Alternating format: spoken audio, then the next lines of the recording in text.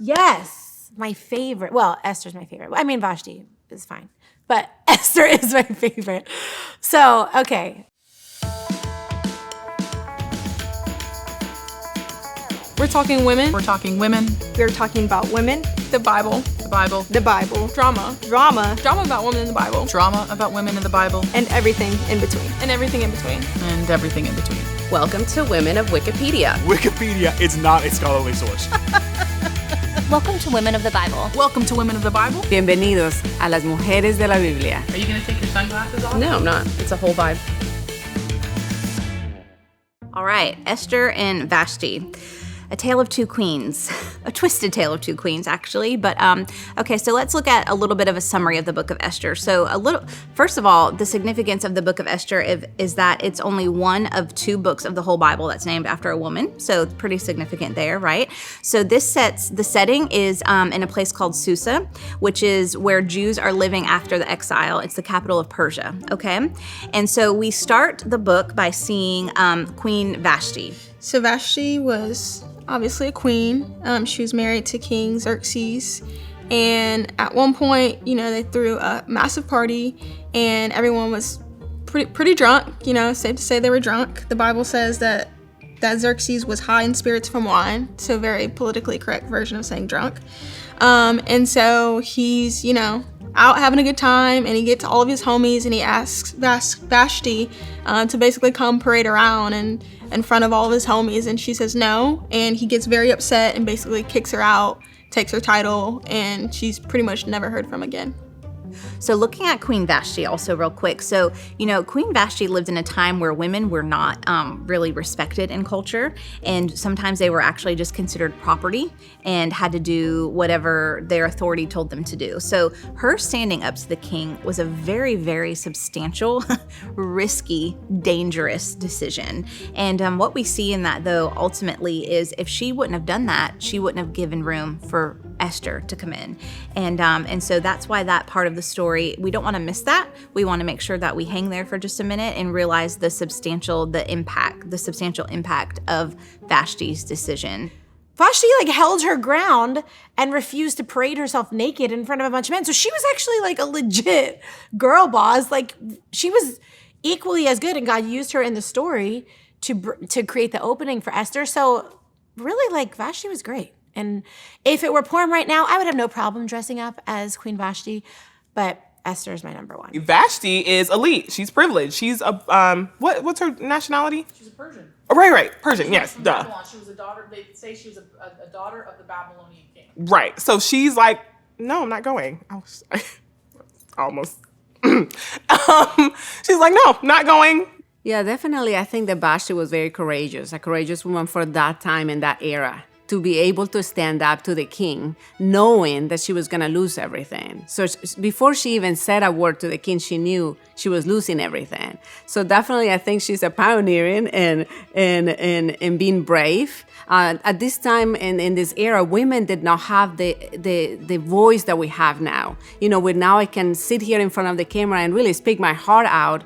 Women at that time in that era were not available. This was not even an option. So she's definitely a pioneer in speaking up and standing for what she believed. Although unfortunately, and this is what is so amazing, is because she did it in her own strength. That's all she had. The results are very different. I actually love the story of Esther. She is such a powerful example of godly submission. I feel like feminists everywhere should stand up. So Esther is the queen herself. If you've heard of any woman in the Bible, you've probably heard of Esther. You guys ever seen that movie One Night with a King? It's real, Hallmark Channel. Everything's pretty, everything's great. One Night with a King. I mean, I had my husband one night with him. This was not like that. This is not that kind of story, so don't get it twisted. This is the kind of story where there is suspense and drama and people are on the edge of her seat, and she literally could have been killed in that moment. Esther, huérfana, judía, criada por un tío, Mardoqueo, Bellísima también. O sea, hay algo extraordinario en el Antiguo Testamento que dice que todas estas mujeres eran bellísimas. Yo creo que era que no veía mucha televisión ni en internet, ni el celular. Eso agota, eso cansa. Todo era natural. Entonces, encontramos que Esther, bella, humilde, dice noble de carácter, era judía, por supuesto, se incorpora a las filas de la nobleza. ¿Cómo?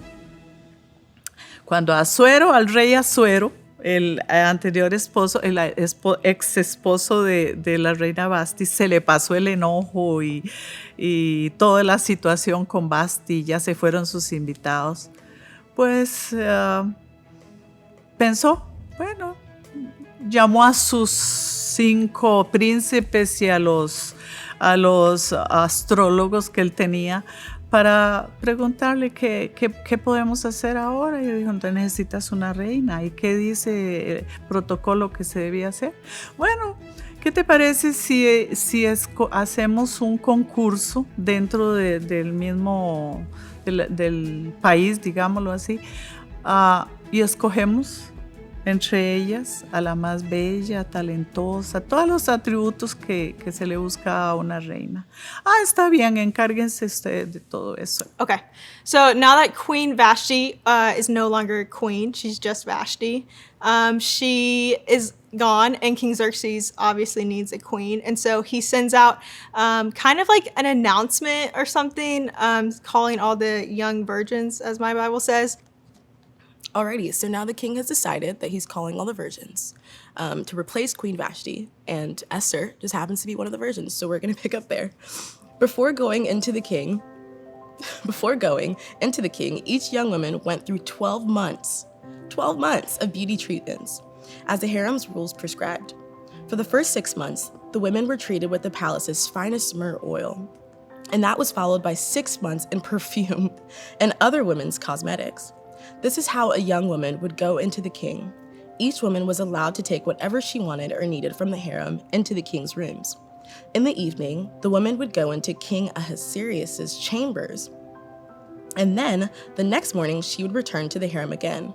But now, she would be watched over by Shashgaz, the king's eunuch in charge of his concubines. No woman returned to the king's rooms unless he was pleased by her and called for her by name.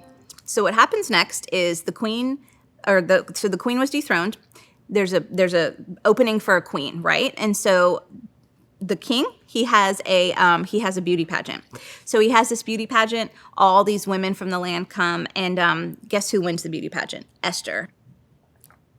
You can't teach a queen how to be a queen. She's just a queen. She's born a queen. For instance, never been taught, not one lesson.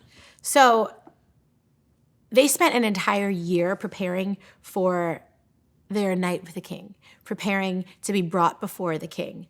Literally an entire year of beauty treatments.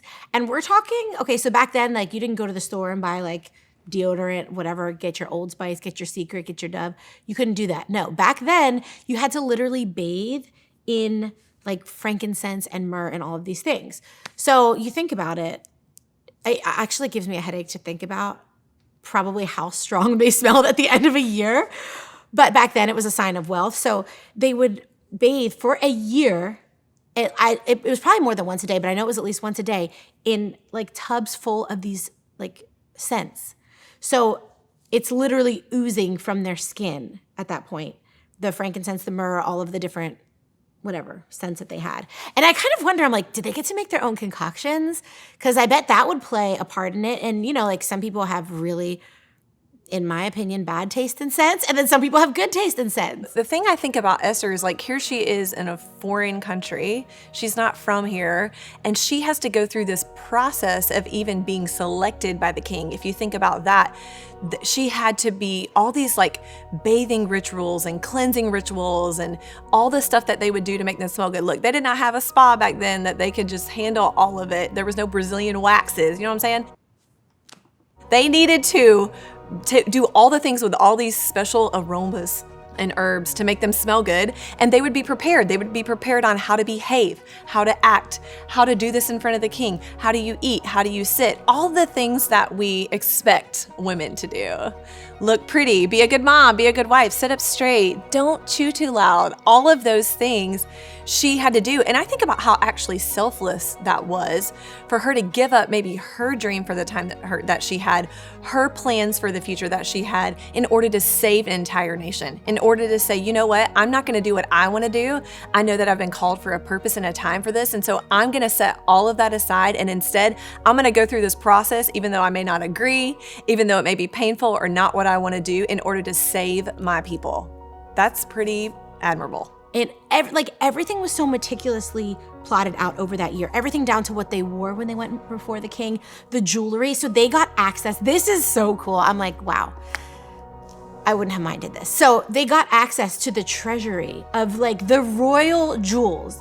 So if you can imagine like I don't know even how big, it probably specifies, I don't know how big this room was, full of literally like the most amazing jewels you can imagine. And back then it was like, you know how like the dainty things are in right now? It was not that way back then. It was like the bigger, the better, like just, I don't even know. It was probably so crazy. I'm picturing Aladdin, like in the movie Aladdin when they're in the treasure and there's just like things of gold and like mountains of it. So they got to go in and pick what they wore before, like going before the king. And so even down to those little details, you know, God had ordained Esther's steps and everything that she chose. I believe it was all playing a part. It was all something that would make her stand out over the other women. Ella tuvo el privilegio de que uno de los principales eunucos cuidadores de las mujeres la ayudara. Dios siempre interviniendo en la vida de sus hijos y de su pueblo. Esther was the daughter of Abihail, who in turn was the uncle of Mordecai. When it was time for Esther, whom Mordecai had adopted, to go into the king, she didn't ask for anything special. She took only what Haggai suggested. Since he was a king's eunuch in charge of the women, he would know what was best. Now Esther had some special qualities, and all who met her favored her. Well, I think that's really neat how the Lord set that up, that she had God's favor with that eunuch, the favor of the Lord. So that was God working on her behalf. He was right there. She was not alone. He was working on her behalf. And the fact that she had a heart, she had God's heart, it's evident. And she wanted to know, she cared what would please the king. Instead of being like all the other girls and, oh, I get to pick out all the jewels I want and all the, the most beautiful dress and all this. But I just feel like it really, she really shows the heart of God, like, well, how can I please the king? So apparently they needed a new queen. They asked a whole bunch of chicks to come in, and then Xerxes picked Esther. She is the most beautiful, and the king is literally just obsessed with her. He's obsessed with her beauty. He thinks she is just the most beautiful thing that he has ever seen. So beautiful, in fact, that she immediately becomes the queen of Persia. The king found her to be more desirable than all of the other women. Unlike the other young women brought before him, she alone won his heart and his favor. So he made her his queen instead of Vashti and placed the royal crown on her head. It seems like he just chose based on looks, which is an interesting way. It's kind of like, I guess, Married at First Sight or something. you just go with it. Like, that's a really awkward situation to be thrown into, to all of a sudden be like, hey, Vashti, I don't know. I wonder if they walked by, like, the halls, if they saw each other and they were like, there's a new queen. I don't know. Are you the new queen? Hey, old queen. So Esther is, she's now queen. She's hanging out, going to all these banquets that the king keeps having. And there's a little bit of a plot twist here. So what happens is Esther is part of a Jewish community living in this place in Persia, in Susa. And so Haman is the king's royal assistant. He is placed at the highest honor in the palace. And so basically when Haman leaves the palace and he goes out into the town, everybody has to bow to him. He basically carries the authority, the kingship of the king of Persia. And so Haman does not like the Jews, and he eventually wants to have them all killed. And so Another character coming in, Mordecai, okay? Mordecai is Esther's uncle, and he overhears 2 palace guards plotting to kill the king.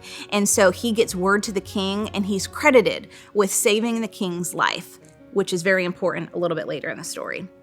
So he's credited with saving the king's life, all while Haman hates Mordecai.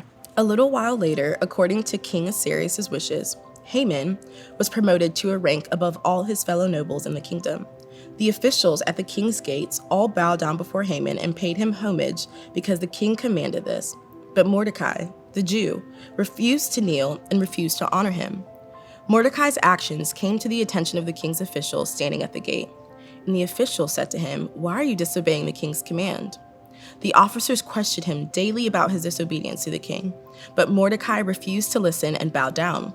The officers reported this to Haman to learn whether or not Mordecai's excuse would be tolerated, for Mordecai had told them he was a Jew. Haman was furious when he saw that Mordecai refused to bow and to pay him respect as he was due. But Haman wasn't to be satisfied with killing only Mordecai, so he began to think of ways to destroy all of Mordecai's people, the Jews throughout the kingdom of Ahasuerus. Mordecai won't bow to Haman when he goes out of the palace, and so he plots to have Mordecai killed. Okay, so fast forward. The king's having, guess what? Another banquet. So the king and Haman decide that they are going to go ahead and extinguish all of the Jews. And so Mordecai finds out about this decree, and he and all of his Jewish relatives are very distraught.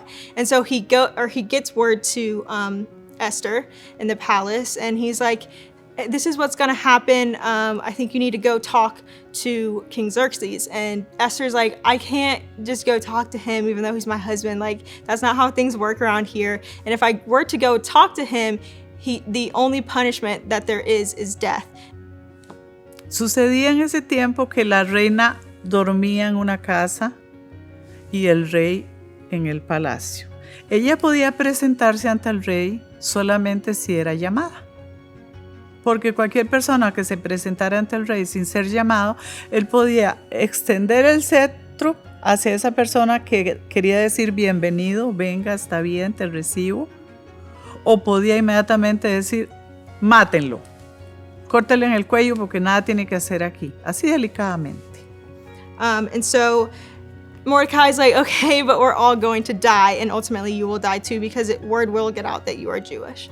And so she's like, "Okay, I guess I can do this." And then Mordecai says the famous phrase that maybe this is the reason that you were created for such a time as this. So Esther, she's facing annihilation. I mean, her whole community, the people that she loved, the people that grew up with her, I mean, she knows that they're about to be killed. And you know, it's so easy to think, okay, what do I do? But the first she does is she fasts. And she asked the people around her to fast. And so what I see from Esther, that I can learn from Esther, is that as you face in battles in life, we need to fight those battles in prayer, in fasting, and trust in the Lord. Dilen a todo el pueblo que se pongan en ayuno y oración.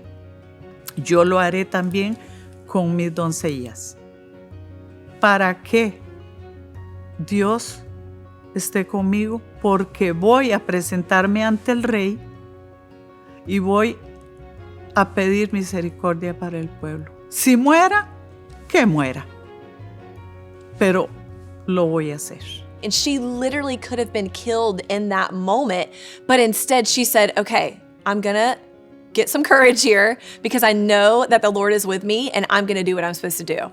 Bueno, todo el pueblo judío se puso en ayuno y oración, y ella con sus doncellas, el día que ella estipuló presentarse ante el rey. Se arregló lo mejor, se puso su corona real, su ropa bien linda, y vio al rey donde estaba sentado. Me imagino yo frente a su palacio, admirando sus jardines. Ella comenzó a caminar, paso seguro, hacia el rey. Dice que el rey se dio vuelta. A ver, ¿quién se le ocurre venir si yo no he llamado a nadie? Y vio a la reina Esther y dice que la alegría inmediatamente le puso el cetro Y ella tocó la punta del cetro. Eso quiere decir bienvenida, Reina Esther. ¿Y qué le dijo? ¿Qué quieres, Reina Esther? ¿Qué deseas? ¿Cuál es tu demanda? Que hasta la mitad de mi reino te daré en este momento. O sea, Esther para él era una alegría, la luz de sus ojos. Y ella le dijo, oh rey, solamente quisiera que tú vengas a un banquete que yo voy a preparar esta noche en mi casa.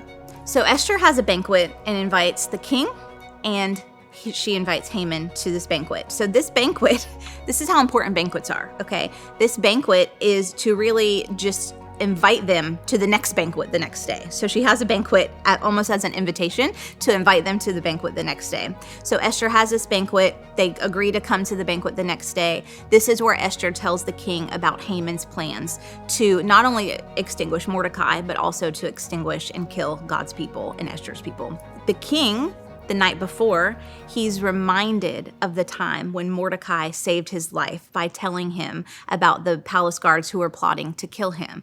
And so he wakes up in the morning and Mordecai's name just happens to be on his mind. That same night, the king was unable to sleep, so he ordered the official records of his reign to be brought and read before him. As the record was read, the king was reminded of the time when Mordecai saved his life. Mordecai had been the one who reported the Bigthana, and Teresh, two of the royal eunuchs who guarded the doors, were plotting to assassinate the king. The king said to his servants, "Did Mordecai receive any recognition for this action? Was he honored in any way?" And his servants said he received no recognition for this. And while all of this is happening, although Haman, because of the way that Mordecai offended him, he actually has a gallows made that is 10 feet high, and he decides that he's going to kill Mordecai in front of all the townspeople to make a statement about how you can't come against me because I'm Haman, the big, powerful guy. And so Haman walks in and he says, let's kill Mordecai. Let's go ahead and do this. But the king says, we can't do that because he saved my life. And you know what ended up happening? Haman ended up dying on the same stake that he made for Mordecai. King Ahasuerus and Haman came to dine with Queen Esther. And while they were drinking wine, the king posted his question once again. He said, "What is your request, Queen Esther? I'm willing to give you anything you want. Just make your request. Even if it's half the kingdom you desire, I will make it happen." And Queen Esther says, "If you favor me, my king, and if it pleases you, spare my life. That's all I'm asking for, that my people and I be spared. That is my wish. There are some, my king, who wish to rid your kingdom of us. For my people and I have been sold, marked for destruction and massacre. Now, if the plan were simply to sell our men and women into slavery, I would have kept my mouth closed because that would not have been important enough to disturb you, my king." And he says, "Who has targeted your people? Where is this man who dares to do this?" And Queen Esther says, "The man responsible for these actions is wicked Haman. He is vile and an enemy to my people." In that moment, Haman's joy turned to terror before the king and queen. And the Jewish people were saved. Esther was saved. Mordecai was saved. And what we see in this story is God's favor, God's plan woven throughout it from the very, very beginning. And he used somebody who was very unlikely. He used a beauty pageant contestant, essentially, to save his people. That's very substantial. It's very substantial that he used a woman in this story to save his people. And Esther represents beauty, yes, but she also represents strength. She represents God's favor. She represents God's courage. She represents redemption. And so when we look at her story, we look at bravery. We look at, beating the odds. We look at being in the right place in the right time, not because of chance, but because that's where God placed her. So think about all of the women in the whole land that could have become queen. And it just so happened that God chose Esther. Think about why did Mordecai happen to hear the palace guards plotting to kill the king? It's because Mordecai's name needed to be on the king's mind. So although we don't hear the name of God in this story, we see the hand of God woven throughout it with purpose and with planning and really at the end with redemption of his people. Okay, so think about the part where Esther boldly comes into the king's chambers when she's not necessarily supposed to be. She's not been summoned, and she does. The thing about that when I read that part in the Bible, she was respectful. I love the way that there's food laid out, that it's a welcoming table. I love how she doesn't just go in for the kill. I love that she actually uses things that she knows to kind of soften the moment, to soften the heart of the king. And then she makes a request, because I feel like she had already begun to reach his heart. She had already begun to do the soft thing. And many times as women, there are things that we can do to soften the room, or there are things that we can do to bring fire to the room. And I think that the difference between Vashti and Esther is Esther brought softness. She controlled the temperature of the room, and Vashti brought the fire. And so I think it's a challenge for us to know when we need to do what. But as we step into that and realize the strength and the power that we have to actually come in and change kings' minds, to change people's minds through meekness and through gentleness and through humility, there's strength in that. Had she not made that first impression, and had she not been chosen, I don't know what would have happened to the Jewish people. Haman might have gotten his way, and then the Jewish people would have been obliterated from the face of the earth. And again, though, that wouldn't have happened because God promised Abraham that wouldn't happen. So someone would have intervened. God would have used someone else, but she was pretty brave to do what she did. And so this is one of those scenarios that we read it in the Bible, and you're making a mistake if you read it and think, man, things must have been hard then. Because guess what? Either it's that exact sort of situation, or it's something very metaphorically similar that continues today, and it has to be dealt with. And that's what makes the story of Esther so amazing, is that we see the Lord deal with it through a Jewish girl who exercises bravery on behalf of her cousin Mordecai, on this whole thing that happens with the gallows and all of these things. And she courageously goes to Xerxes, who has chosen her as the new queen to replace Vashti, and courageously comes to him. You got to understand, she could have died. I mean, think about it. Vashti just wouldn't come and stand in front of all of these other men to show her beauty. She just wouldn't do it, right? And he banished her as queen. So what's going to happen when all of a sudden this Jewish girl comes in Persia to the Persian king, who has been taken as a trophy wife, and says, hey, by the way, there is this massive coup going on, and this guy wants to kill all the Jewish people, and things aren't like that. Takes courage, and she was willing to die for it. And I think that not only is the story of Esther such a beautiful description of how God will save his people, but it's also a beautiful description of how God avenges women. And I think that that is one of the most powerful aspects of the story of Esther.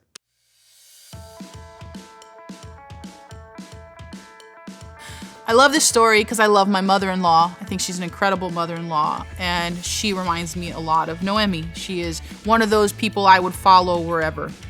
Ruth said, that's great and all, but I'm coming with. I don't care.